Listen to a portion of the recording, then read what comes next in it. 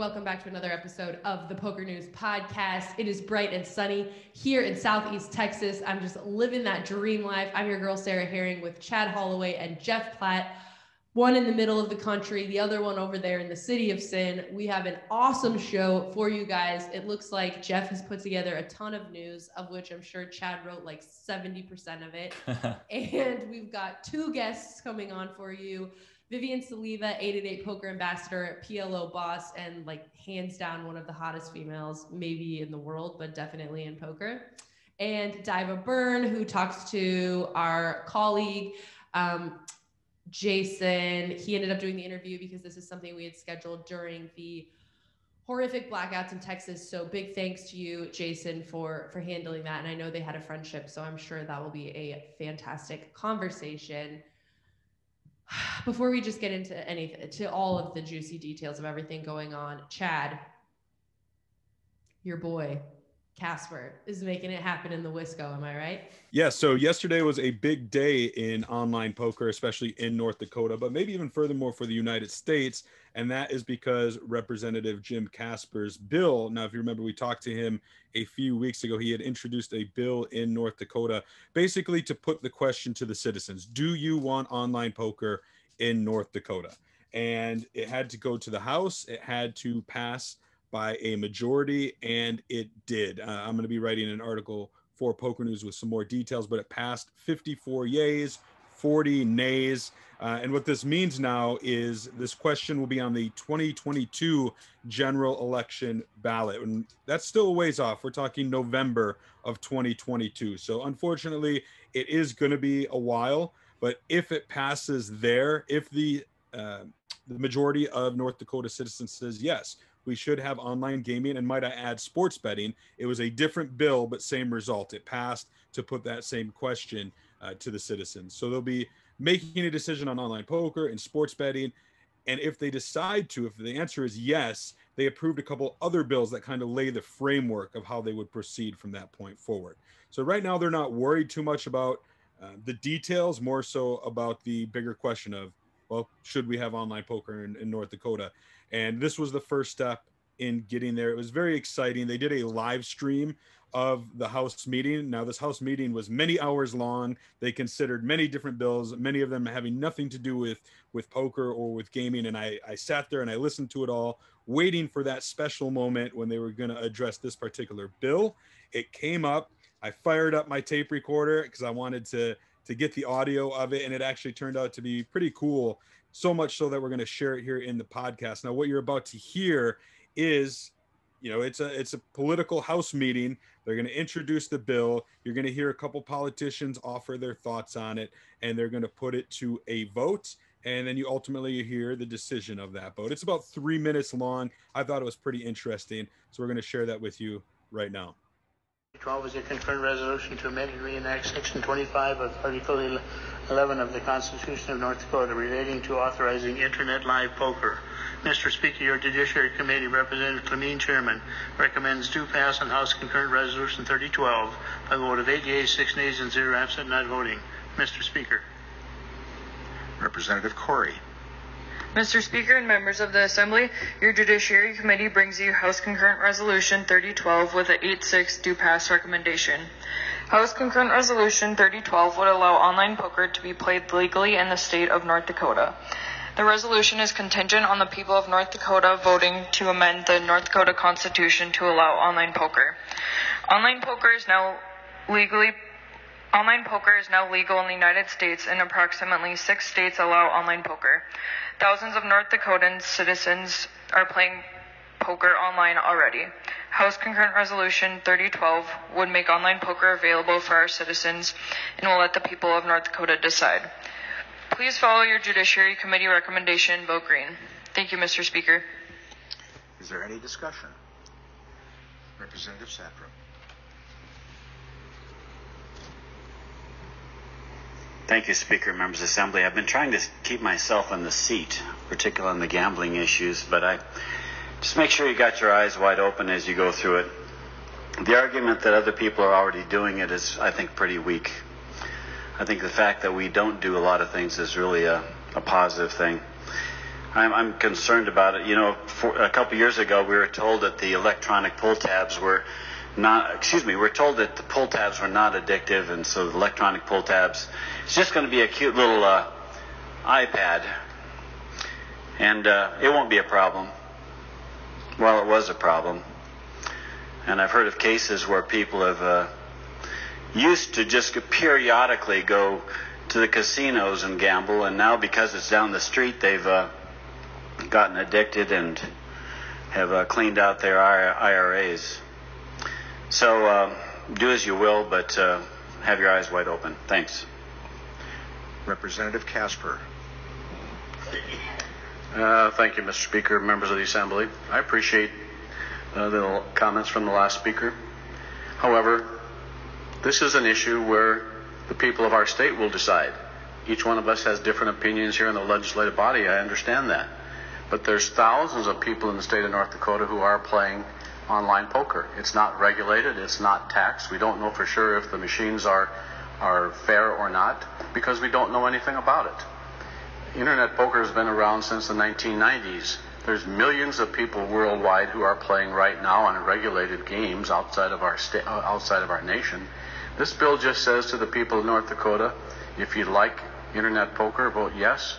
If you wouldn't, vote no. I hope we give the people of our state the chance to say yes or no and pass this bill, please. The House has before it for final consideration House Concurrent Resolution 3012. The clerk will open the key and you may record your vote. Has every member voted?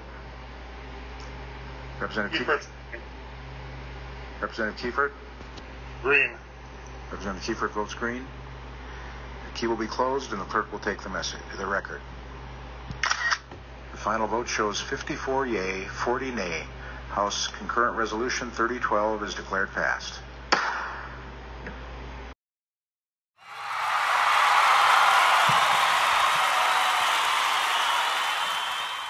Well, as we know, I like to kick it off with as much juicy drama as we can. And I was re-going yesterday through our interview with Daniel Negreanu, kind of pulling out some of the juiciest gems. If you guys listened last week, you know he really let it all hang out there, as we are used to at this point with Daniel. It's probably my favorite thing about Daniel, actually. He just tells it like it is, or at least like he sees it.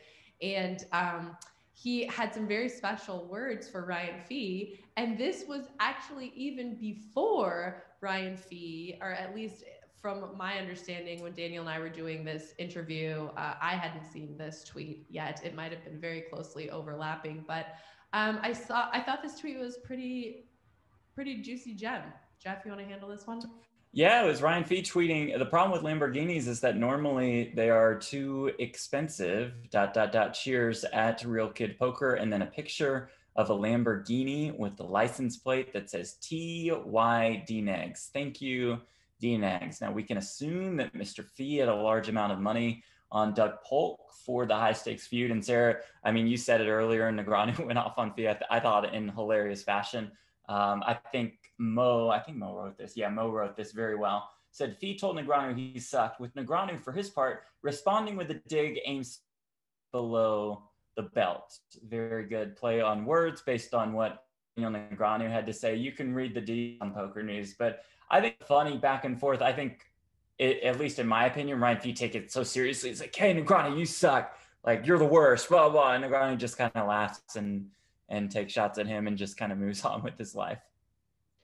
I was thinking, because there was such this Lamborghini trend when Bitcoin popped off, a couple of years ago. And I know a lot of the, I don't know if we call it like we no longer refer to it as like the Dark Tower of Doom, or what Doug Polk crew upswing. What's like the name of the upswing crew, maybe now we can call it. But I know they were a lot of them were deeply invested in crypto. And I was fully expecting, when I saw the Lamborghini, for this to have something to do with the, Bitcoin explosion recently. And it might have a little bit to do with that. We don't know, but it's a great needle IMO either way. And you can always take shots at penises if you got nothing else to go with at the time. I kind of feel like that's like an easy go-to. And you guys, if you don't follow the Poker News Twitter or the Poker News Instagram, please do. I am posting these little snippets from the podcast with Daniel on our Twitter and our Instagram over the course of the next few days. So in case you missed those gems, we'll just peel them right out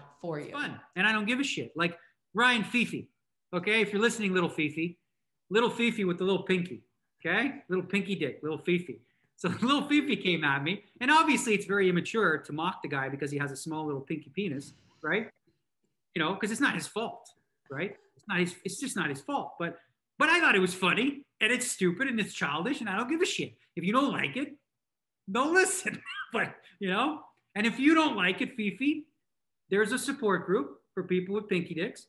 And there's also pumps and different things you can do, you know, and there's other ways to please a woman as well. So it's not all lost for you. Anyway, so how immature did we finish that on? Yes. Now in December, we were talking quite a lot about, Ankush Mandavia, and it looks like this year it's a live tournament circuit win for people are playing live poker again, right? People are coming back out of the woodwork, and people even who have just moved on with their lives, done the COVID, and now they keep it pushing. At the Venetian, did you play? I think you said you were going to play this one, Jeff, right? Yeah, I played once and then busted and then played again. And then also busted, but what a turnout at the Venetian. They guaranteed $500K for a $2,500 buy-in, 652 entries for a prize pool of almost $1.5 million. It was just another remarkable turnout. Mandavia did win it, did chop it, did take home the trophy, did take home $260,000. That was his first time back to live poker action in about a year or so since pre-pandemic. And he just wins the whole damn thing. At the final table, both Chrissy B and Alex Foxen. Now, they were in for a decent amount of bullets, but they still were able to profit. Kristen taking more than $90,000 for a fourth place finish. Alex Foxen finishing in sixth for about $45,000. But yeah, I just think the big story is that live poker is coming on strong. And for a $2,500 buy-in event to get 652 entries to almost 3x its guarantee, a conservative guarantee, mind you, but you know, we're in the middle of a global pandemic. I think it's really impressive, and I think it really, really bodes well for the months and for the rest of this year to come. I'll tell you this right now. I've been so impressed with what the Venetian is doing that I am inspired. And in fact, I'm going to fly out there in about 1 week, and I am going to fire my first ever World Poker Tour event, the WPT Venetian. It's the 5K? It's the 5K, yeah. Ooh, how rich, Sarah? How rich is Chad? I haven't had the opportunity to play in quite some time, and the Win Spring Classic is right after. I was probably going to go out there anyways to, you know, report that for Poker News. So I thought, you know what? Let me take this opportunity to go out a bit early. I've never played a WPT event. It's on my bucket list of things that I've always wanted to do. And then, like I said, the Venetian has just been crushing it. They've got some great COVID protocols in place. They're kind of the gold standard in that regard. And so, yeah, I'm like, all right, let me do this. Let me go give it a whirl. So I'm really looking forward to that because I haven't played a serious poker tournament in, you know, well over a year. So good to see Chad back at the felt. I've really been wondering, you know, when we were going to see that back in action, and here he comes. Look out, Venetian. You can give us the inside scoop. On strong. Speaking of being back on the felt and looking forward to all that, Sarah, what's the deal with your felt, with this BBO poker table? I think you're expecting it here finally after all this Texas weather has probably delayed everything. Everything has been delayed, but I got my couches this morning. They are not put together or anything, but I'm super excited to put my couches together tonight and be like a real person with a real house. And then supposedly the table is coming tonight. I'm actually infinitely more excited about the table. And so if you follow me on my socials, of course I will be posting. You know, I actually was trying to put together a game night on Saturday to reveal the big reveal, but I think it's going to be on Sunday. I can't drink anyways, you know, everyone knows that. So it doesn't really matter what day of the week we do things anymore. We don't have to worry about having hangovers or anything. So I'm very excited to test out this new felt, and all of the add-ons got unlocked. We surpassed the $1 million goal which also means like if you look at the add-ons now, it's so crazy. It's so cool. They have like a what's that, like an ottoman, so you can put the leaves of the table, like when you want to reveal the game part of the table, you can put the leaves in there, shut it, and then it's like a bench. Basically, it's like a storage ottoman for your dining table, and also a bench, which is, I thought, one of the coolest add-ons that they did get to. Mama like was a little late on that, so I'll have to probably go back and we'll have to get some more add-ons and extras now. But I am super excited to actually receive that table. Now, we've talked a little bit about COVID, we talked a little bit about online and about live, and this is something that I spoke to Vivian Saliba about pretty extensively. Vivian was primarily a live player, almost exclusively a live player, and since this shift, since this movement in our in our culture, she has had to take her game online and has also moved onto the Twitch platform to try to connect with people. She's basically living in a small kind of rural area in Austria, and everything is shut down, and she was feeling quite lonely. She's not alone in this experience. And so I want to just give you guys a little taste of what it has been like shifting from live to online, and of course the hope that we will someday return like Chad and Jeff to live poker again. All right, everybody, I am joined by Miss Vivian Saliba, who I feel like we used to spend a lot of time together. There was a period there where a couple years where I think we spent, at least a week every couple months together on the circuit, and I miss you terribly. I miss you too. Don't even mention that. Like, things like ages.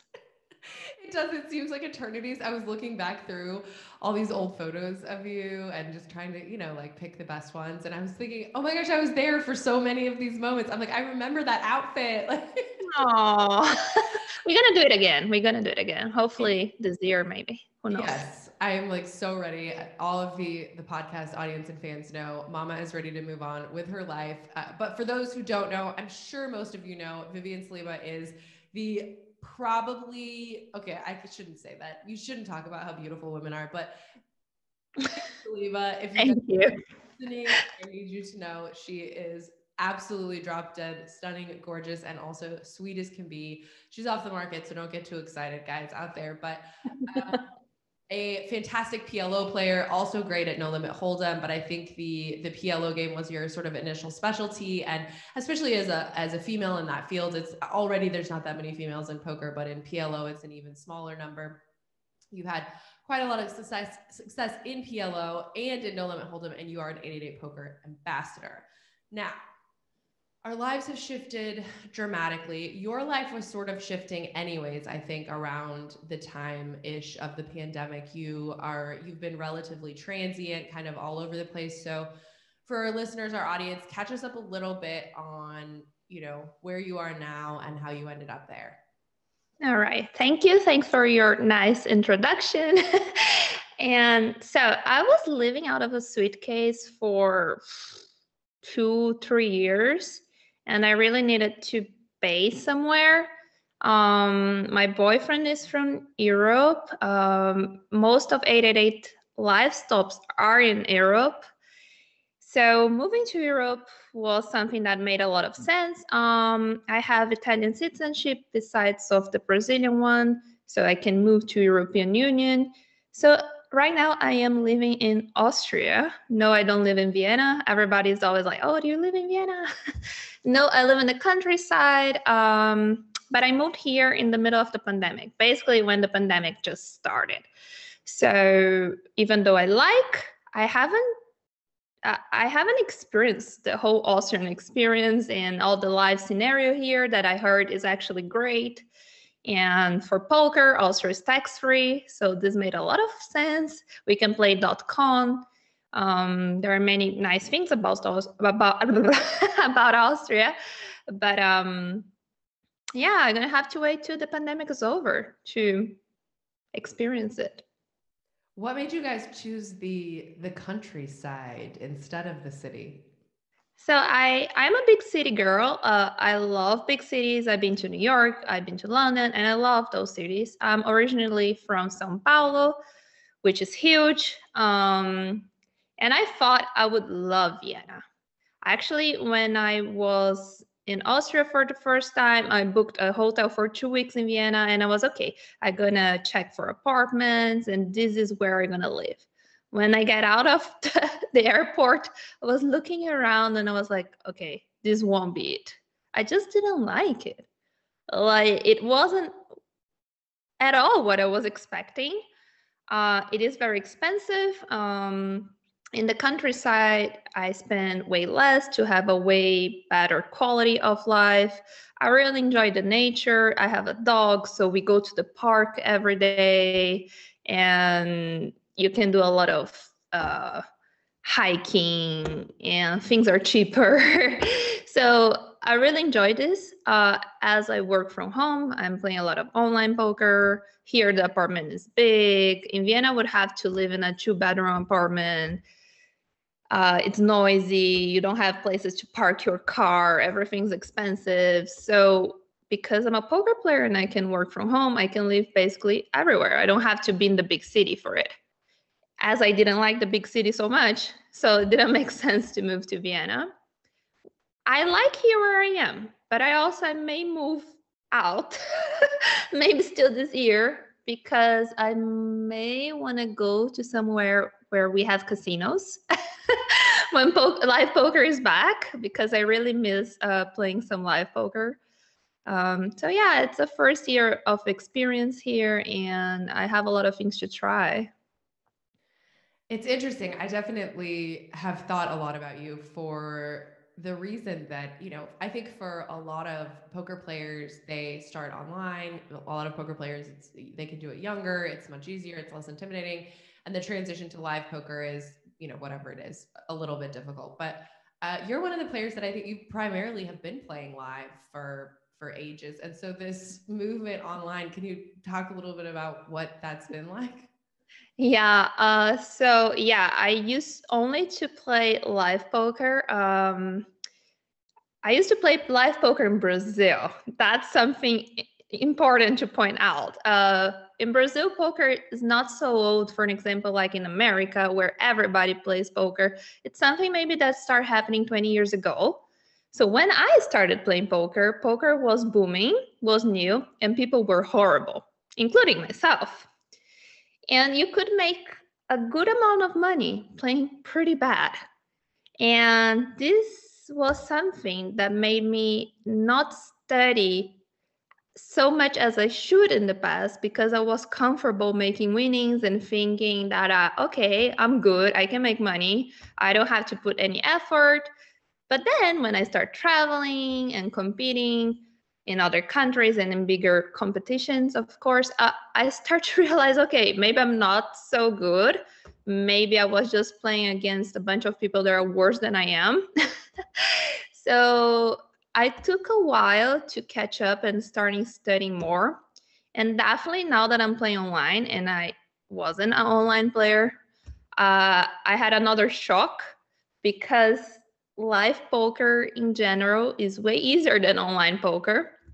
And it was a shock at the beginning. I was like, oh my God, am I really going to be able to do this? Because I realized I will have to study a lot more again, and things are very difficult and it's so competitive. But at the same way that I was struggling, things are going now a little better. It brought me this fire again, because I was a little lazy and not so passionate about poker anymore. And now I really want to improve and to beat the online games as well. And I know that once I'm better, when I play live, then things will be easier than they used to be before. So yeah, it brought me a new passion. It's interesting, even I was talking to Daniel Negreanu last week and asking him, you know, if he had the opportunity to do this challenge with Doug again, would he choose that? And, you know, he mentioned that now having all of this information and all of this studying and all of these things behind him, he's very happy to have done it and very excited moving forward. And again, that there was this sort of reinvigoration. And I think that's like any passion or any love you have, it's common for it to sort of die down a little bit, and then you've got to like stoke the flames and keep it moving. And one of the things that you have been doing that I only recently noticed is that you've started streaming, which adds a whole other element to playing online. Now, as a viewer, I really appreciate actually your candor in sharing that, you know, you feel like you're really having to learn more and grow more. I think viewers appreciate that and like seeing that and feel like they're growing with you. But it's a whole other mess of problems and issues and stresses. So talk to me a little bit about the desire to stream and some of the hiccups and things that you found in your streaming. So, like I mentioned, I moved to Austria a little longer than 1 year ago, and we were in the middle of the pandemic. So I didn't travel this whole year for poker. I didn't see my friends. I was basically away from the world that I was used to. And I really missed this connection to the poker world. First of all, how to interact with people, how to engage with the community. And this is when streaming occurred to me. And I thought it could be a nice idea, a way to engage. It is definitely way more challenging than I thought it would be. There are so many things to manage. It's not just play poker and have a camera in your face. You really have to interact with everyone. You need to control the whole stream. You need to play at the same time. You have like 2 monitors, a mic here, music there, things to control at the same time. And I'm not so good in multitasking. I didn't know I wasn't so good, but then I realized I lost track of the times that just like timed out tables because I was looking to this monitor and then the other monitor was like, and I was so confused. So it's been a challenge. I improved since I started. That was like 3 weeks ago. But for sure, I have a lot of things to improve still, but I'm loving it. I've been receiving so much support, so much love. I'm creating a little community. There are those, 20 guys who are there every single day, and they chat and they share a little bit of their experiences. And I created a Discord group. We've been discussing some strategies and creating a little virtual friendship. And of course, there are very rarely some trolls or haters, but compared to the amount of support and love that I've been receiving, this is nothing. And I'm just so happy that I started this new project. I'm exhausted. Like some days I stream for 12 and a half hours, 13 hours every day. And yeah, I'm happy. It's challenging. So talk to me a little bit about first of all, how you're coming up with your sort of schedule, and then what kind of things are you streaming? What are you playing? Are you playing cash? Are you playing PLO? Are you playing like MTTs?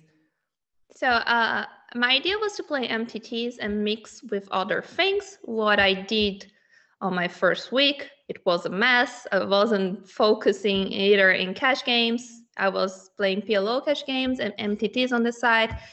I wasn't playing either game decently. I was playing both bad. So I decided that in general, I'm doing MTTs. And if I bust everything and it's too early to end the stream, then I'm going to play some PLO, or even close the stream and start a complete new stream with no delay and play some games. Can be Tetris, can be GeoGuessr, something that I did the other day. Basically, it's a Google game that they're going to give you a picture of somewhere in the world and you have to guess where are you. And people were interacting, and I got myself a glass of wine, and people got at home something to drink as well, and we were chatting. Yeah, so I improvise a lot. I think that's great. And I think, it's interesting because we've really seen, I think the poker community has received streaming and received this sort of Twitch in a way that a lot of other maybe niche industries might not be able to or wouldn't be so warm to. And especially in this pandemic, have you found a lot of other people who are, trapped at home and feeling just kind of isolated? Yeah, it's a lot. People miss live poker. And it's not just the live poker itself, it's the social contact, is the opportunity to travel, to meet your friends, especially poker players. Of course, we have people in our lives that are not from the poker, but mostly are super old friends from childhood or family. Because we have such crazy lives and schedules and we are always traveling, or even if you play online, I wake up every day 2 in the afternoon. Like, people are coming back from work here where I live at this time.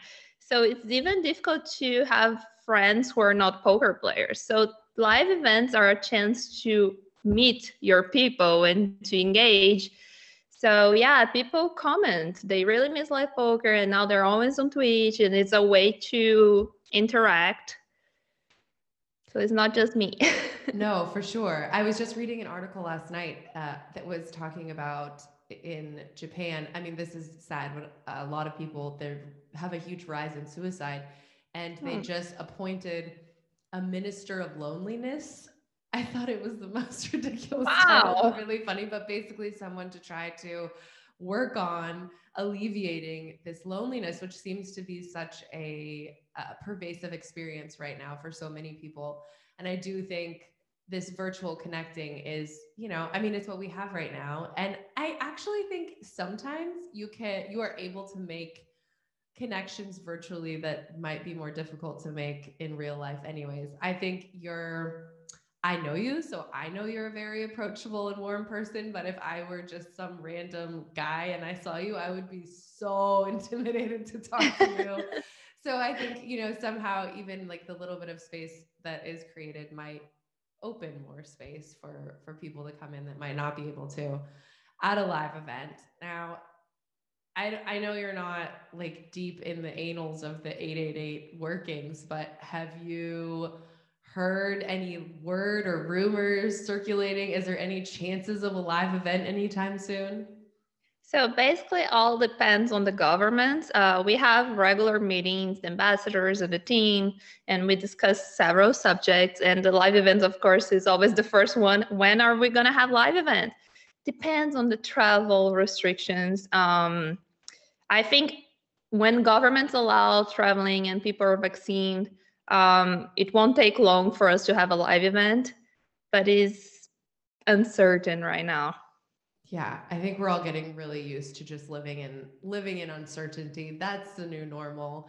Well, but I know that 888 also is sort of revamping its online space. I think a lot more. We've seen a huge influx in fact, new players that we hadn't seen. And I don't know if this is across the board. I can't say 100% at 888, but through most of our other clients, we've seen really massive increases. And so, you know, in some weird ways, maybe this has been a good thing for poker. Now, 888 made the choice to sort of switch up and just regenerate their schedule. I just saw the announcement this morning. I don't know how much you know about that, but that's exciting, I guess. Super exciting. First of all, a couple months ago, we had the new software. That was a big achievement because it's something they were working for years. And everybody thinks, oh, it's very easy to come out with a new product, with everything figured out. It's not. It's a lot of work. And I know it's something they've been working for a long time, and it was a huge improvement. And now with the new tournament schedules, I'm super excited because we have some higher buying events, we have some better structures, and actually today is the first day of this new implementation. So will be the first day I will be playing then. So I don't have so much insights as a poker player to give to you yet, but I took a look at the schedules and they look amazing. They look amazing. I'm super excited. I missed that this new software came out. How did I miss this? I'm so like inundated with like, my life has been so ridiculous. I think the last it was a few months ago, and we also have now a new mobile app that is very nice. And at first there was no Omaha, but now it's complete. Now we have the Omaha, we have the new tournaments. So things are just better, and it's very easy usage. and people can play from everywhere. So sometimes I'm just want to play one tournament and I'm on the couch and I have here inside, I'm watching Netflix. I have Napoleon, my dog, on my lap. So yeah, for online poker players, life is good right now. Even though we are in the middle of a chaos, for poker, it wasn't so bad. Yeah, no, I've definitely been feeling grateful to be in this industry and this space when I've seen what's happened to lots of other friends and people that I know in different niches. Well, I'm really excited, sidebar, about the software. I know that they've been working on it really hard for many years, and I've been waiting patiently to see the big reveal. After all, I know they took tons of input from people and input from players, and then like, launched, soft launch, and then like back, more input, more, and that's like the only way to I think make a really quality product. So I'm really excited for that. Now, for our listeners and audience who would like to find you both on just the interwebs and on your Twitch stream, where can they find you? Okay, so that's easy. Basically, you just look on Twitch for Vivi Saliba. That's my Twitch channel. On Facebook, I'm Vivian Saliba. On Instagram, I'm vivi.saliba. But if you type Vivian Saliba, you're going to find myself as well. So basically, I always go with Vivi or Vivian and Saliba. It's really easy. So, yeah. Keep it simple. Be careful. If you ever get married, you have to like rebrand everything. This is I gotta keep my last name for sure. You got to keep it. You've already got your brand going. Well, that's super easy. And also I was stalking you on Twitter this morning, and I saw like basically you only tweet if you're streaming. It's like, okay, there must be some like auto thing that tweets when you start streaming, because it's like 80 tweets that just say that you're streaming. So if you guys want to know when Vivian is going to be streaming, you can follow her on Twitter and you will only get the notification when she's streaming. So. I have a button here. I have Stream Decks, the name. It's basically something you configure like for animations during your stream. And I have a Twitter button. I just click and it puts, hey, I'm live, and the link. So it's pretty easy. So this is why you have this on Twitter. But sometimes I post some other things. But the best social media to follow me is Instagram. Yeah, fair. I'm there with you. All right. Well, I appreciate you taking the time. It's so good to see your beautiful face from across the pond in a small town in Austria. I wish we got to see Napoleon. Like, where's the homie at? Oh, he's not here now, I guess. No. Mystery man. Just like a mystery man. People can see Napoleon stream. I have this camera. It's an extra camera just for him. And people can redeem channel points that they earn while they watch the stream and ask me to turn Napoleon camera on. Oh my gosh, that's so funny. Oh, that cracks me up. Okay, I definitely need to tune in. He's part of the stream. Okay, I'm on board. I'm definitely on board. All right, girlfriend. Well, enjoy your life. Thank you so much for taking the time. I really appreciate it. And I'm super excited to see where this stream takes you. I'm sure it's going to be a big success. Thank you so much. I miss you. I hope we can meet this year still. Sweet baby. Always so nice to catch up with Vivian, and I definitely look forward to the opportunity to be again with her at a live event. Going to the 888 poker events was definitely something that I always looked forward to. The events are shorter, which makes it a lot more convenient, of course, for traveling, but also it's a price point that I feel is just more a lot of the times. Those are my people. Those are people that I can relate to. It's really focused also on, they have a lot of events, and Mama likes to drink, so there was lots of drinking and fun. So I definitely look forward to jumping into that again. But like Vivian said, there was a rebranding for one thing, but also a restructuring, a whole new tournament collection essentially on 888 Poker. And she said, like they just launched it today, so she didn't know too much about it. But who I bet does? Chad Holloway. Mm-hmm. I do.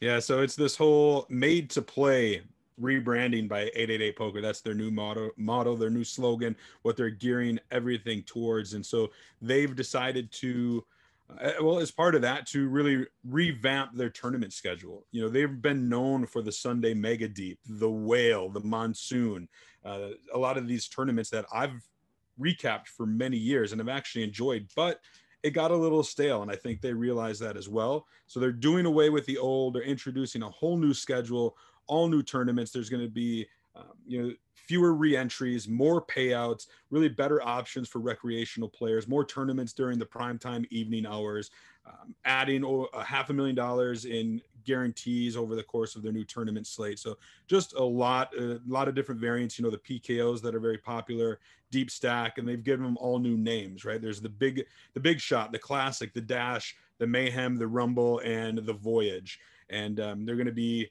daily tournaments, bigger ones on Sundays, all kinds of promotions surrounding it, including giving away tickets, gift drops, discount sales, things like that. So 888, I think, really trying to step up their game. They, did a software revamp as well not long ago. So I think 888 just trying to keep up with the very competitive online poker market, and I think doing a good job of it. And along those lines, it does sound like that software update will make its way to the United States of America soon. Remember that 888 operates WSOP.com, and they told our friends at PokerFuse that their goal was to have this new Poker 8 software in Pennsylvania and in the United States as a whole by the summer, so we could see World Series of Poker online bracelet events with Nevada, New Jersey, and Pennsylvania, and with that new software. Sounds good to me. I am so on board. And as we talk a little bit more, which I feel like this is one of the themes of this show, which makes me really excited, both the reemergence of live poker, but also the reemergence of online poker in the United States. Both of these things are very exciting, and they seem to be popping their little heads up all over the place, which makes me super stoked. I want to talk to you, Chad, about the Michigan Championship of Online Poker. We earlier talked about Ankush Mandavia, no big deal, WCoop winner. If you want to talk about prestigious titles, I want to talk about the Michigan Championship of Online Poker. What is going on, you guys? There's a Michigan Championship of Online Sounds Poker. weird. This is so crazy and so exciting, and it's definitely over there in your hood, Chad. So tell me, it seems like it's popping off.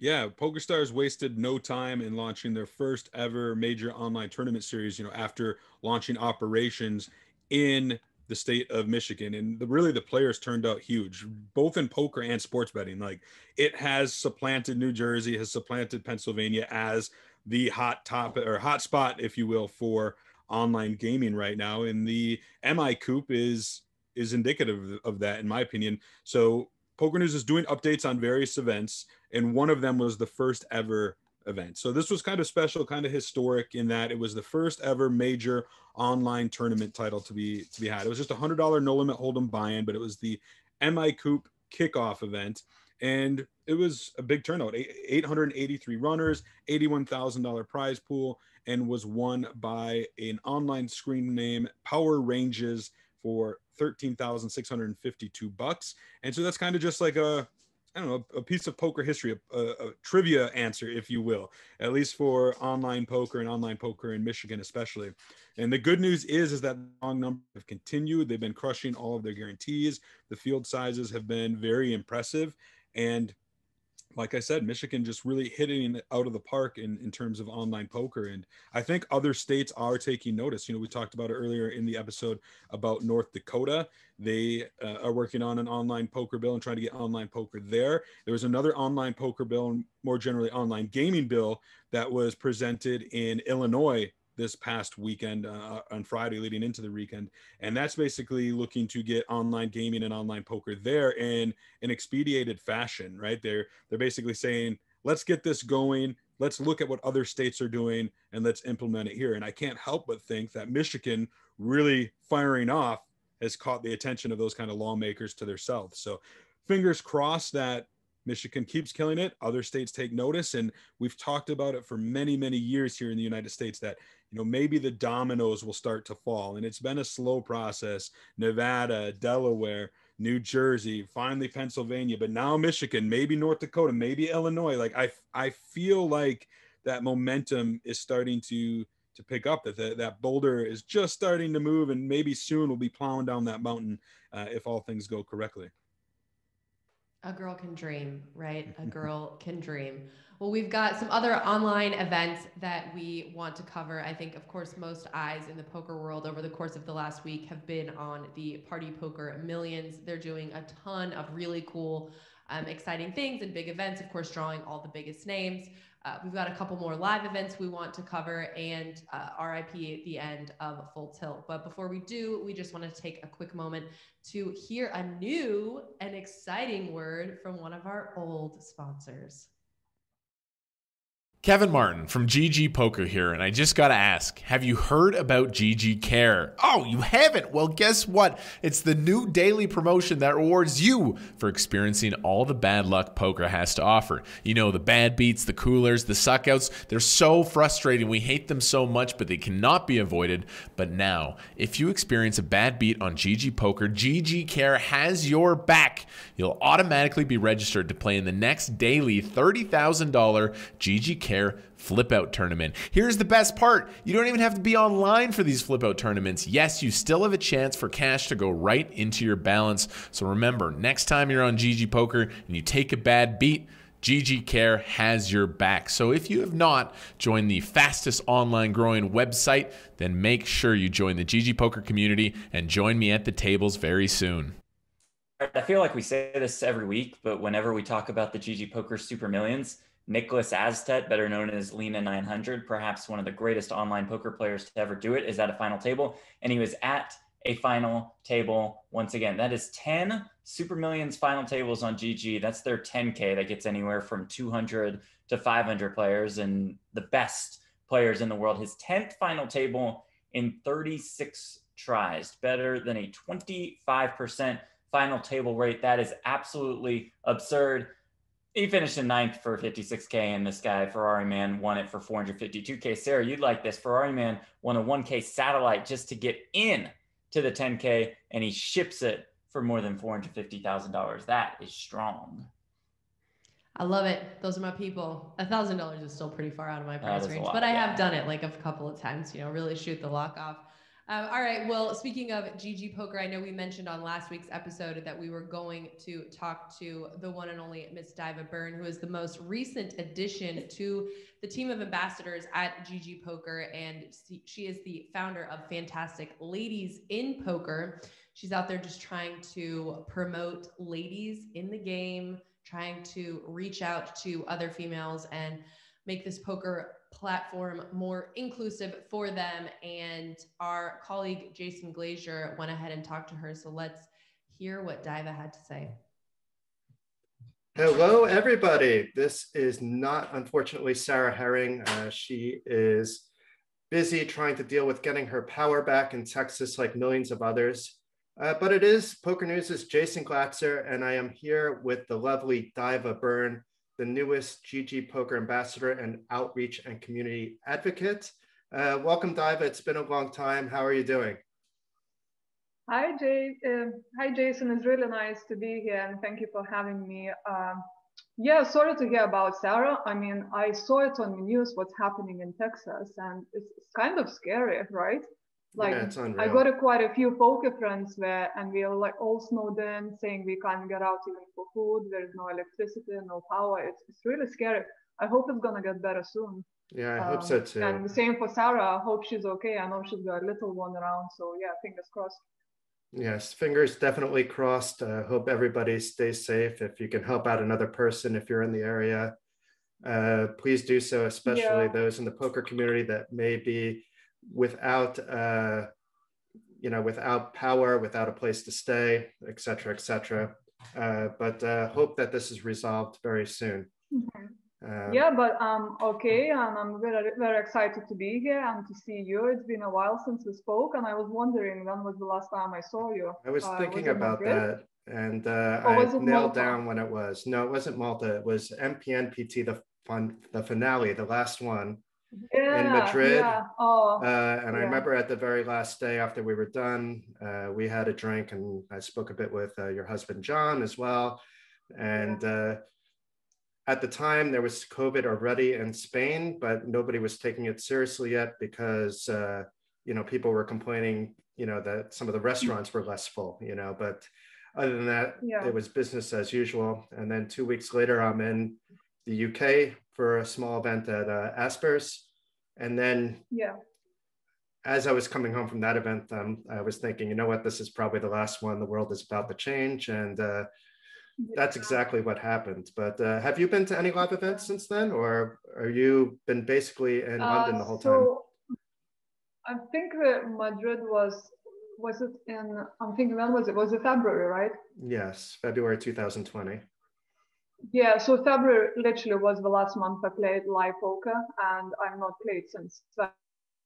I shifted online, and it's been such a big change for me because, as you know, I'm a live player and been traveling around for the last few years, living out of the luggage, playing different events in different countries, and that's what I enjoy. I enjoy this part, traveling, exploring, interacting with people, seeing friends,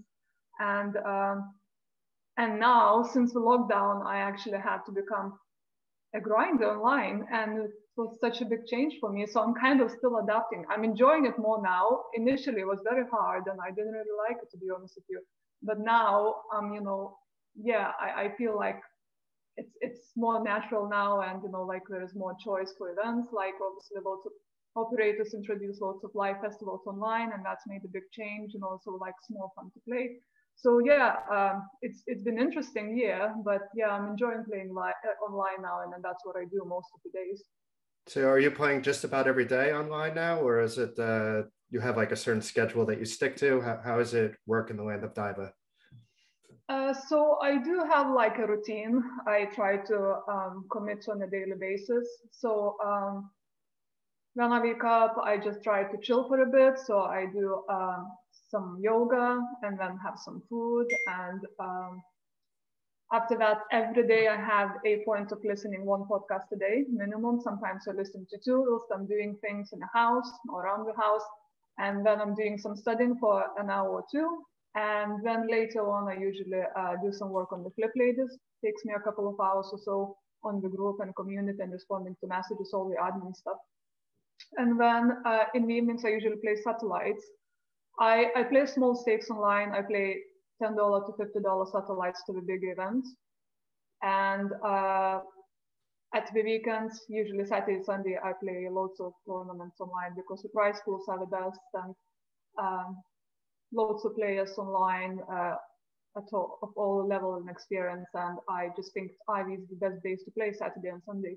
And so yeah, that's what I do. It's like full schedule on Saturday and Sunday, and in the week just playing small events and satellites. And that has to be quite an adjustment. I know that you have played quite a bit online in the past, but you've been mostly known the past few years as a live grinder. So yeah, what was, let's say, the biggest adjustment for you there? Yeah, so when I initially started playing poker, I actually played a lot online when I moved to London after graduating. So I had a full-time job and I played online a lot online, and I had a few 5-figure scores and it was all good. And then I played a lot at the Fox Poker Club in a few different, casinos in London. And that's how that kind of natural transition happened from playing online to live, because in London there was so much choice, for the live events, whereas different festivals at the Hippodrome or at the Vic, and then you have different, other brands providing, like external events. So I guess that's how that love for poker live grew for me. And and then since lockdown, it's been just felt a little bit in the beginning like getting a totally new job for me. You should have come back to Lithuania. I mean, Lithuania in the second wave was horrible, but during the first wave, it was absolutely not so bad. I mean, there was a lockdown, but then come end of spring, beginning of summer, live poker, no real risk. There was precautions, but there weren't really any cases in the country. And the Baltics had a lot of poker over the summer, but then nobody's really thinking about it right now with the second wave. We've been under lockdown here for nearly 100 days, but during the summer, I should have picked up the phone and said, Daiva, come on, there's the, like a high roller in like a small festival in Klaipeda, where nobody would go normally to play poker. You look at the table and it was like an EPT high roller, but it's a 400 euro buy-in, it was I saw it's the same thing happening in America. Like people, one friend I got, I was talking to her, she was playing at the Venetian recently, and she said it was insane. She's arrived on time for the tournament, and apparently people were already queuing there 2 hours before. And when she arrived online, she was at the bottom of the alternate list. So that's kind of demand we are talking about. It's just insane. It's crazy. Yeah, I mean, the Fisherman Challenge was kind of like that here in Vilnius as well, where you know, there were all these opening flights, but they were all sold out. You know, like if you come to the casino even on time, you're already going to be on the waiting list.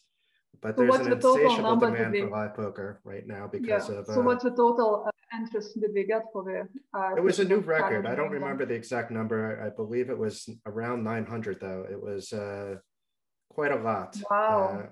Considering, you know, they did run satellites and whatnot, but I know it's very most of the people popular are event. going directly into it. It's a 200 euro buy-in event. Yeah. Yeah, I know it's a very popular event, but I didn't think it's going to be that popular, you know, like in the pandemic. Yeah. But it was different, you know, than it was in other places. Now it wouldn't be the same, you know, and now the cases are starting to go down and we're hoping for the best, waiting for the vaccine. And hopefully we see some live poker soon. But what is it going to take for you to get back into a casino? Let's say casinos were running events in London, you didn't have to travel. Would you go, would you just run away and that's go? What I want. That's what I wanted to say, you know what, even if it's something running in the UK, I would not be traveling. I don't feel safe, you know, for me or for my husband whom I live with and, you know, my closest family bubble, you know, I see, you know, John's parents. And I just, yeah, I don't think some people taking it as seriously as they should or taking the right precautions. And I don't want to put myself at risk and, you know, people I love. So I think I'll just continue waiting for vaccine and, you know, UK is doing an amazing job. And I think probably I'll be able to get a vaccine around, if everything goes to plan and, you know, they stay on the track as we are now, July, August. So I think I can continue waiting up to then. And then hopefully by the end of summer, we can travel then. And then we feel safe, right? Traveling abroad, especially like to America or, you know, like WSOP, the different European countries. Yeah, exactly. So, you know, like, whereas now I just think it'd be hard, you know, the insurance would be high and, you know, like, you know, what's the health system back in America there. So I don't think it'd be right and I don't think it'd be safe. Do you think though we're on a path for something like a live WSOP this year, or are we probably looking at it being back online on GG, or maybe even both? Who knows? You know, I don't know. I was thinking about it actually in the last, you know, like few weeks. I was wondering what's going to happen with WSOP this year, and I'm thinking like, what about if we moved the date, you know, like from June, July to actually later in the year? I think they would have to at this point. I mean, even if people are vaccinated, there's still, you want it to be an international event. And I know they would happily do it without the international players, but ideally, if you can wait a couple months and know that international players are welcome to come, that would be more ideal. But I'm hopeful. Yeah, I want to see it. It would be good for poker. It was nice that WSOP tried this year, but I want to see it back live. But if anything, I think this proved that you can host these kind of festivals online. So hopefully we see more of that, but also get back to, you know, our grassroots and have the cards in our hand and shuffle the chips. And I think either way is going to happen. Either way is going to happen. It's just like, I think if it happens live, in my opinion, it probably happens later in July or it happens online like just a bit before, you know, and it was a huge success. Okay, so let's hop into GGpoker. I know a lot of people are talking about the fact that you are the latest ambassador, and one question that has come up that I've seen before, maybe not to you directly, but is why did you choose GGpoker? You know, like you run one of the biggest ladies groups in the world for poker. You know, obviously very influential. You've run some very highly successful ladies events, including the one at the MPNPT in Madrid, which was absolutely fantastic from what I saw, everybody having a good time. So why GGpoker? Well, firstly, GG reached out to me at the start of the year as we're keen to explore the ways how we can support women in the game and how we can increase the inclusivity and diversity. So since then, we've been having extensive talks, you know, like up to the top level of the employees, like, you know, including CEO. So they showed very, you know, big interest and commitment to the subject. And basically, we developed a shared vision upon how we are going to make the game more inclusive. And of course, large proportion of that is focused around female community. So it seemed like Flip was a perfect fit. And to be honest with you, I can't think of any other operator in the recent years who put up the resources and big efforts behind this topic, for, like pushing women in poker, like working on inclusivity and diversity. It's not that I've been approached by the other brand to do that. Do you think this is or maybe, who they're, generally caring?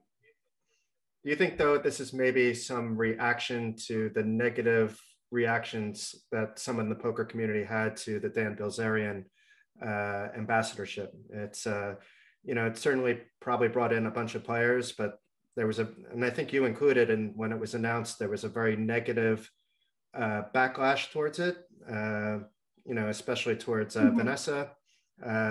Do you think it's a reaction to that, or you think this was something, that was planned anyway?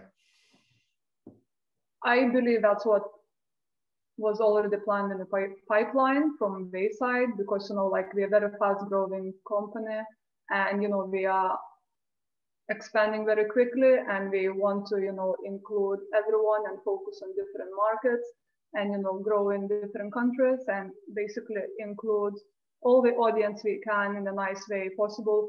And I guess, as majority people said on different social channels, they couldn't think of a better person for the job. So, as you said, I'm quite local and I care about, I'm passionate about female community and poker in general.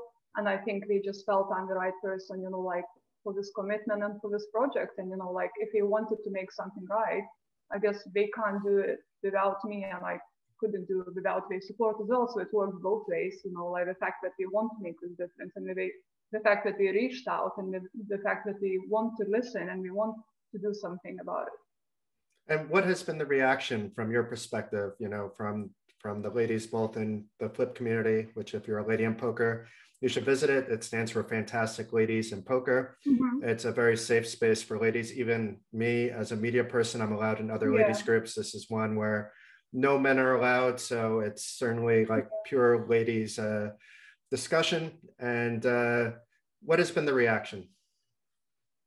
I personally feel on the whole, it's been a very positive reaction. Some people have obviously different opinions and on this partnership with me and GG and Clip, but it's their prerogative, right? I feel as an individual, people have been very supportive, and they are rooting for me and the partnership to succeed. And I guess everyone's just looking to see what's gonna happen next. We want to see the actions, not just talk, and that's what I'm very excited to get on with, to start making a difference, to start working on the initiatives and promotions that include everyone in poker and make it more fun and attract more players, and just more positivity, less negativity. I would say. Look forward to the future. I think the fit is perfect, as I've told you privately. I could say it now publicly. I think I even told you before I even knew that you were going to GG. You know what? GG, Daiva, Daiva. This seems like a good idea. Match made in heaven. There's a lot that you can do there. I think probably someone mentioned that to them maybe. The fact that we reached out to me. And is there anything going on right now, from the partnership? Is there games for your Flip community? Is there games that are being planned? I'm a bit in the dark, so maybe you can share what exactly is happening now and a little bit about what might happen in the coming weeks and months. Yeah.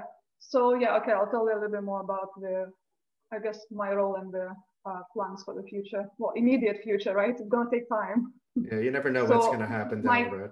Yeah. So my current focus is on continuing to grow Flip community.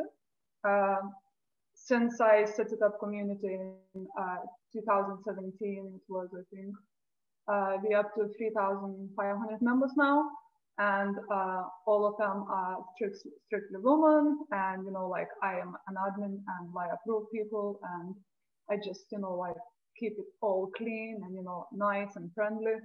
So my focus is continuing to grow it and give them a voice for the poker industry as a whole.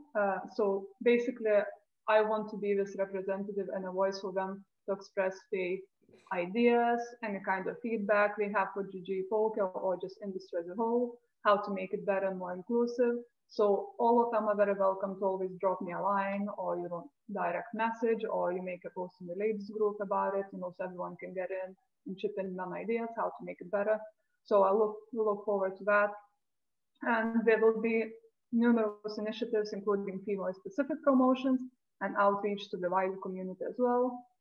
I think eventually with the return of the live poker, it would be good to extend this out into the GG-led or affiliated tournaments, which I hope is going to happen by the end of this year or beginning this year.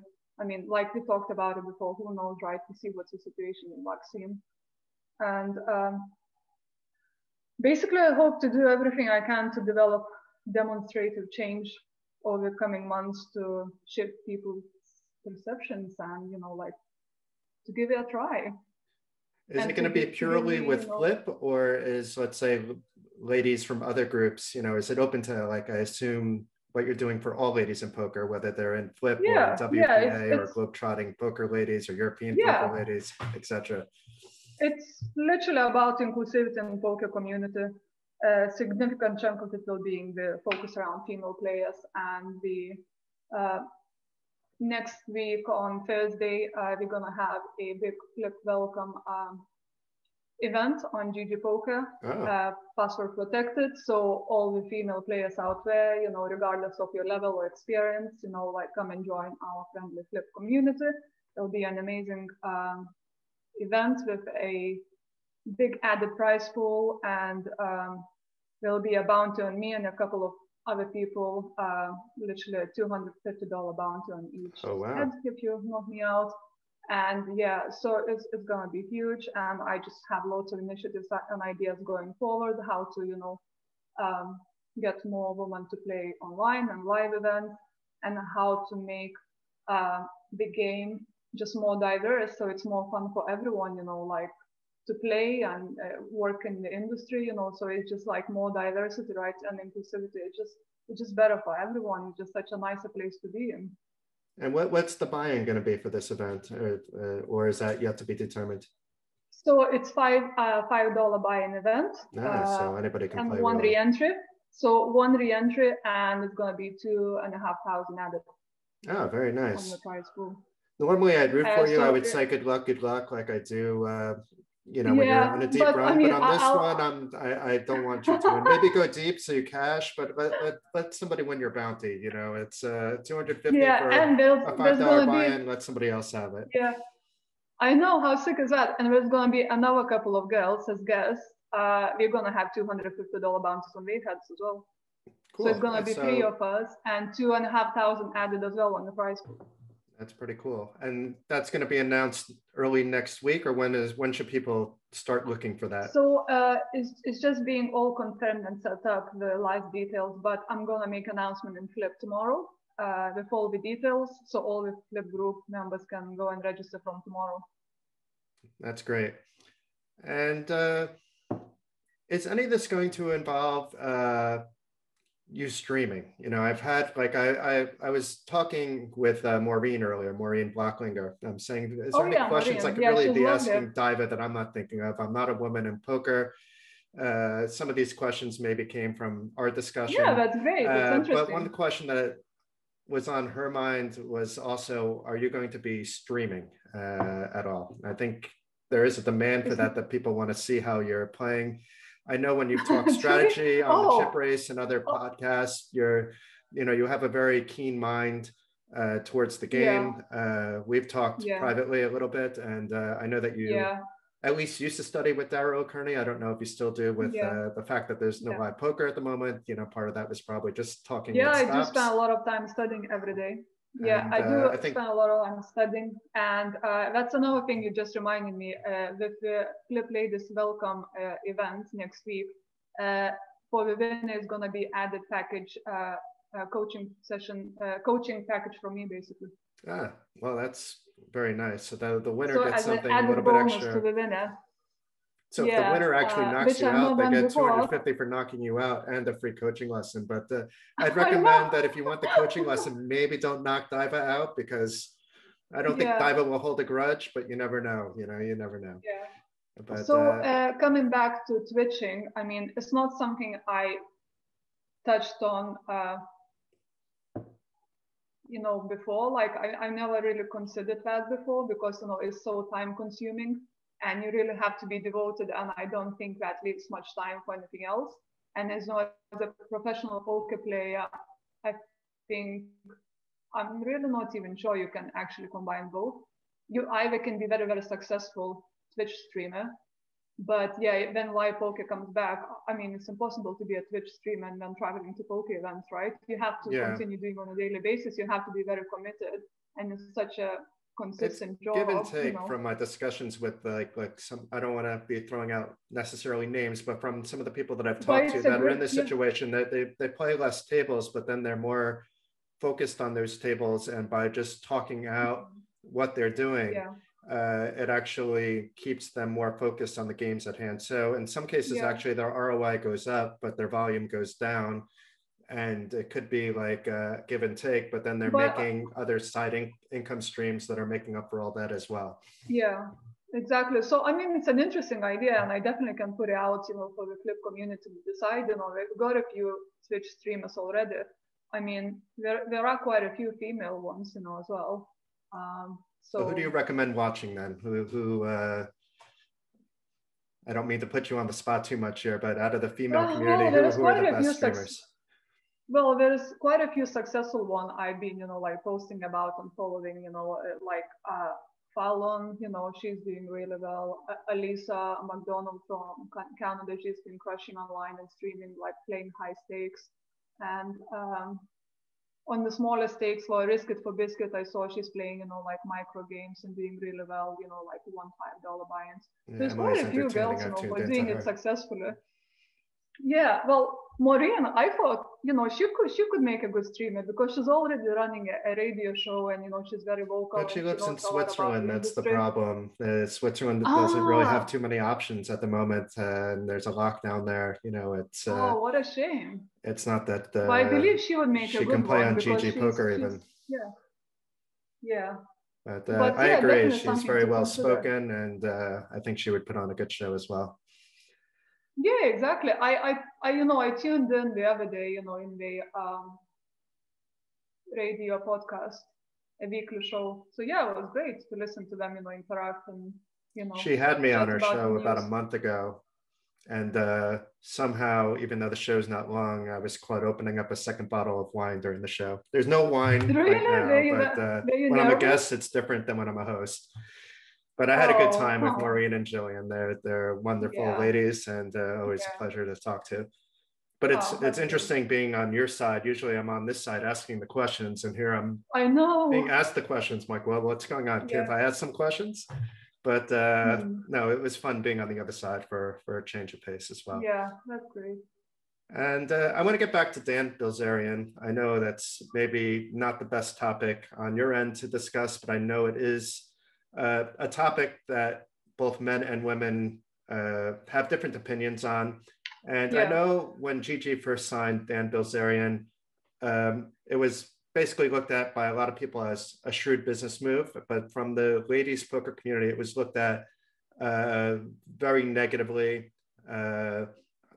Personally, I didn't necessarily appreciate the tweets back, sent over to Vanessa as well. That just made matters worse. It's like pouring fuel on the fire. But what did you think at the time? Did your opinion change over time? And did it, let's say, have any impact in your decision-making process to join GGpoker? I mean, I try to focus on, future rather than the past. And I just, people will have opinions and we are entitled to them, and, fair enough. But I just hope that with my actions going forward, I can shift those perceptions, and, I can prove that, I was here, to make a difference, truly from my heart. And I only want the best for the community.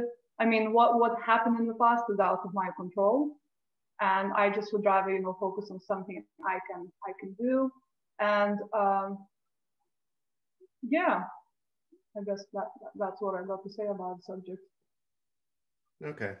I don't want to get you in trouble with GGpoker when you're first starting, so we'll leave that alone. And I mean, it's true, you know, you can't really change anything. So I mean, it just focus on something that we can achieve together as community. And I just hope all the ladies, you know, can support me and trust in me and believe in me, that, you know, and, you know, working together and, you know, giving them voice to express their views and opinions, you know, we can make a poker industry such a better place to work and to be and to play. I mean, you've basically touched on this, but what would you, let's say to, let's say someone that you barely know, or you might not even know, but they follow you on social media, they see that you joined, and, you know, they come to chat with you and say, why should I not be boycotting GGpoker? You know, I've been boycotting, you know, it was a trend among ladies in the group, and I want to support the ladies, and I'm against what happened. What would you do to, I mean, obviously the initiatives, but what do you think, what would you tell them? Well, I would just say that I hope that over the coming months that the initiatives we implement in relation to inclusivity and flip community will encourage those lapsed players to return and new ones to give it a try. I mean, yeah, I just hope that people are gonna give it a shot. So because give Daiva a chance, give GGpoker a chance, and the software is amazing. Yeah, exactly. I mean, software is amazing, and quite a lot myself. Yeah, it's undeniable that playing on GG is lots of fun, and we are like very advanced in technology, and it's very player interactive. And everyone who's played so far from the mates I know, we just love it. And we do an amazing tournaments, like 100. Sorry. The selection that you have, no matter what stakes you're playing, is amazing as well. Like it's yeah, exactly. A nice to variety. Have this variety, you know. Yeah, and like for example, for $100 buy-in, you get 1 million guarantee prize pool, you know, on Sunday, and which is amazing. And it's like for $150, you get, you know, the same. So yeah, it just the fun and, you know, the game selection and the prize pools. I think there's so many things that GG doing right, and I just hope I can contribute to more, you know, those unique and original ideas going forward that which resonate with female players, and not only with them but poker community as a whole. And it was nice that a woman actually won the Dan Bilzerian birthday free roll, Alex O'Brien, but the poker world hasn't heard too much about it since then. Do you have anything that you can add, or is that not your thing? Like so that's yeah, something I you're mean, focusing on? What an amazing achievement for Alex O'Brien. I mean, I was shocked when I found out that she won. So when it comes to heads up, you know, I know it's going to be exciting and lots of people looking forward to it, especially poker community, female community. I don't believe, I've not been informed that the date's been set up yet, but as soon as I know any news on that, I'll be sharing with Flip Ladies community. And yeah, all of us will be rooting for Alex, obviously, and it's going to be amazing. I just hope she's going to ship it. Yeah, so it would be nice to see. It's not, I don't think it's only the ladies that are rooting for Alex. It's a lot of men are rooting for Alex as well. I mean, she can't lose when she'll have so much support, right? Yeah, I mean, even if she loses, she kind of wins in this situation, but you want to see her actually win as well. Yeah. I mean, it's amazing. She obviously... Oh, go ahead. I'm sorry, Daiva. Yeah, so she must be obviously a very smart, you know, like, and very, you know, good player to win. It has so many entries, right? Thousands that free roll. So it's just so awesome that female crushing, you know, like such a big event. And it's just, yeah, it just provides for me so much content, you know, for the flip. I always love celebrating female success and women doing so well, and it's just perfect. Yeah. Yeah, I didn't know much about her until she won, and then I'm hearing from other people that do know her that she's, you know, that she has her head on her shoulders when it comes to poker. Yeah. You know, so it's no surprise. Then, I think she's been mainly online crusher, like playing a lot of online. Yeah, I've not heard of her playing live. But yeah, so it'll be exciting as I said. As soon as I know anything, I'll be sharing. Very good. And I want to touch on just one more topic, and then I'll let you go. But as a man, you know, since you don't have Sarah here, you're stuck with, you know, your old pal Jason.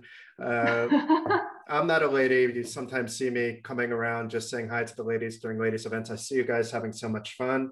So from my perspective, you know, I have certain ideas in my head. You know what? This is great for, you know, ladies bonding. The men should stay away and let them be.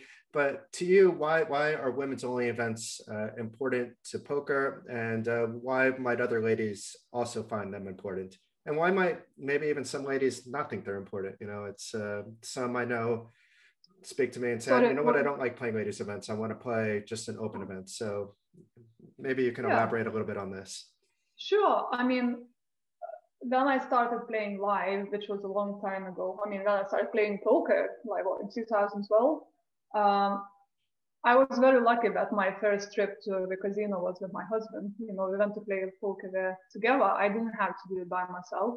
But, you know, yeah, I know. But looking back and thinking about it, you know, obviously it doesn't apply to me anymore. But as a beginner who's played, you know, some micro stakes online, or maybe even some free rolls, or maybe not played at all and just was part of a community or some group online, which, you know, has an interest in poker, and you just have this, you know, want to go and play live poker live.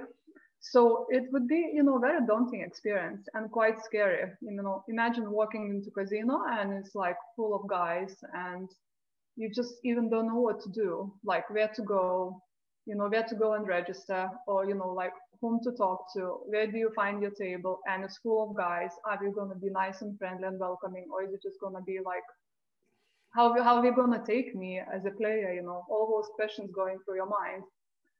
And I think it's essential for that reason for beginners, especially recreational poker players who just make that shift from playing online or not at all into the live arena. They need this nudge and support and choice to play ladies events only, where they feel that they are equal, I guess, and, you know, they feel that they're gonna be accepted as they are more, like, and understood, and just, I guess we just feels more friendly environment. And most of the time when you go and play those ladies events, there's gonna be a few girls, or maybe even all of them, you're gonna know from online, because it's such a big community get together, usually ladies events, and that's why they're so social and fun, because most of the people know each other. And if there are some new players, we are very, you know, made welcome, and, you know, like you become part of this community as well. So it's basically all for the beginners. And obviously then you can do higher stakes, you know, like some women just prefer playing ladies events. That's what we do live. We don't do anything else, just play ladies events. So why don't give them that choice? If that's what makes them go to attend the festival, why don't have that event on the schedule, right?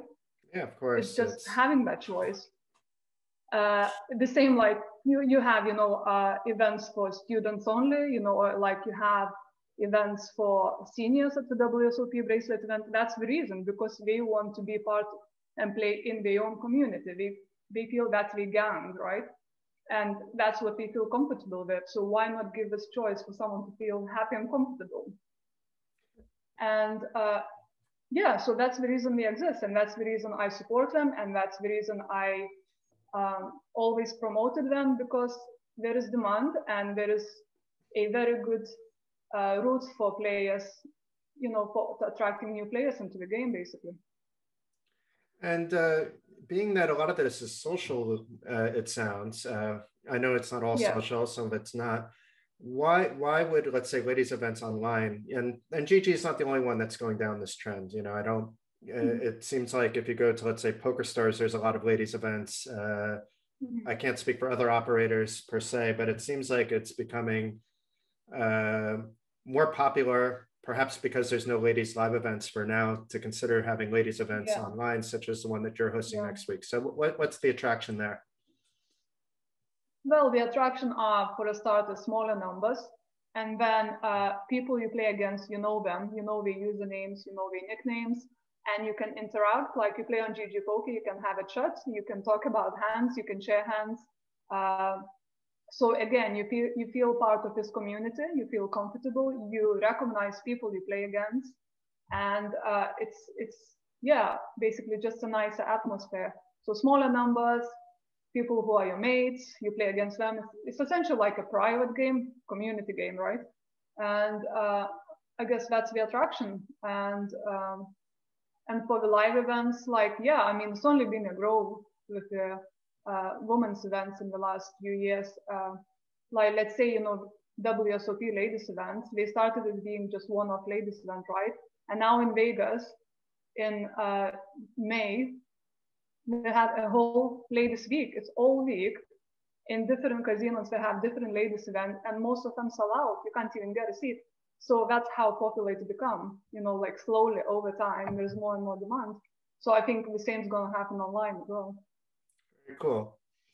And before we say goodbye, do you think there's going to be, let's say, when live poker comes back, can you predict, let's say, who might be some of the breakout players in the female poker community? Ones that maybe we haven't seen too much of, you know, not the Kristen Bicknells of the world, but, you know, some, you know, it could be somebody that we know, but maybe not somebody that the whole poker world knows. I think Susie Williamson, she's been doing really well. She's very big part of the female poker community, especially in the UK. She's been having lots of decent results online lately. She won the WPT recently title, nice. Which we celebrated. And she's just winning lots of satellites. She's crushing. I know she's working hard on her game. I really feel there's gonna really big things for her to come when live is back to the UK or just all around. She travels around for events as well. So yeah, I know she's gonna crush it. Very good. Well, Daiva, I appreciate the time. It's always lovely to talk to you, whether it's in front of a camera and a microphone or with a drink in our hands somewhere at a live event. And I hope that happens very soon. And it's absolute pleasure. Thank you for joining us. And best of luck with your partnership with GGpoker. I'm sure it'll go smashing. And thank you. I best really of luck on the felts that. as well. Thanks, Jason. Yeah, great to see you too. And thanks for having me. Okay, bye-bye. Bye.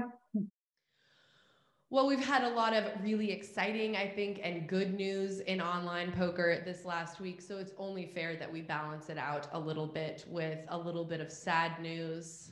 I don't know if we need to take a moment of silence or if that might be too much, but RIP Full Tilt Poker is officially dead.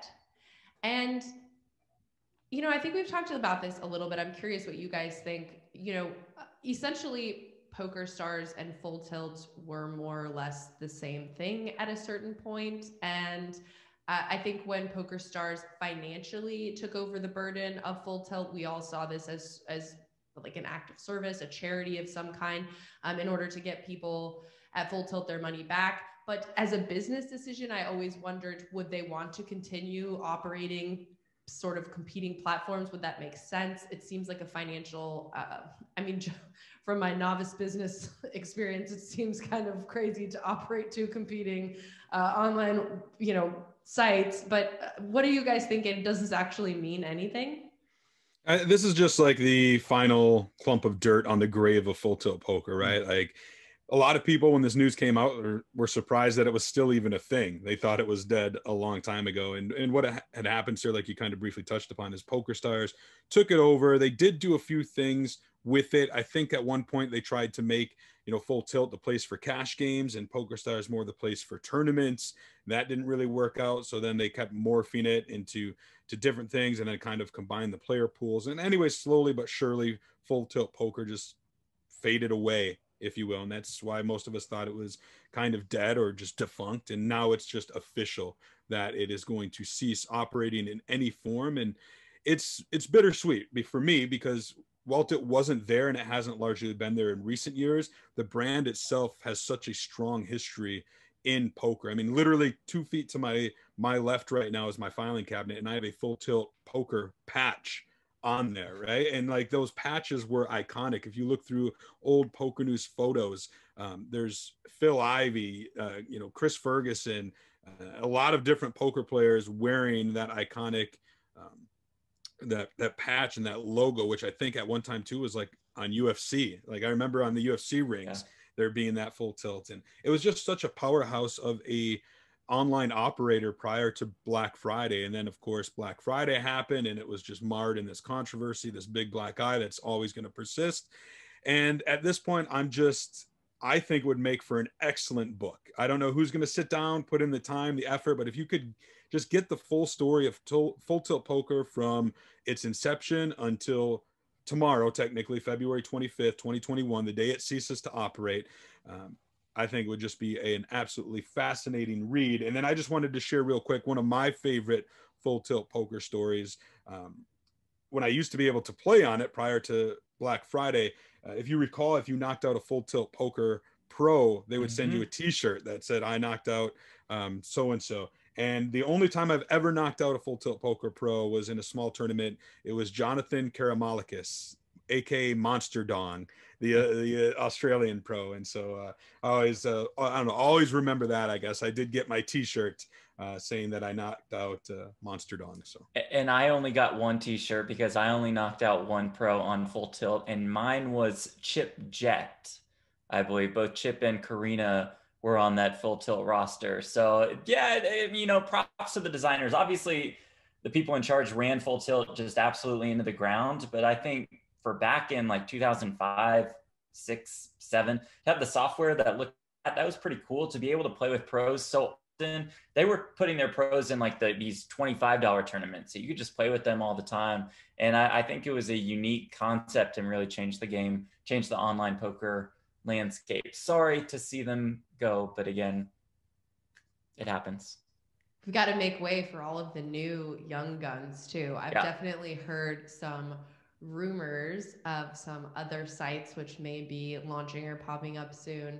And speaking of rumors, I know Chad has some other things to maybe potentially share with us. But before that, I just wanted to ask you, Jeff, because I noticed on your social media, you know, I stalk your social media pretty much exclusively, that you were at the Venetian patched with a GGpoker patch. So, like, is there a sponsorship deal we need to be talking about? Or, you know, kind of looking ahead, cartoon face for you? Yeah, kind of looking ahead to the future for that one. We've mentioned multiple times on this show that, of course, we think that GGpoker has a path in the United States, that the door will open for them somewhat soon. And then when that door opens, you know, Sarah, we'll see what happens. I don't expect an avatar, no. You jumped into the controversy, Jeff.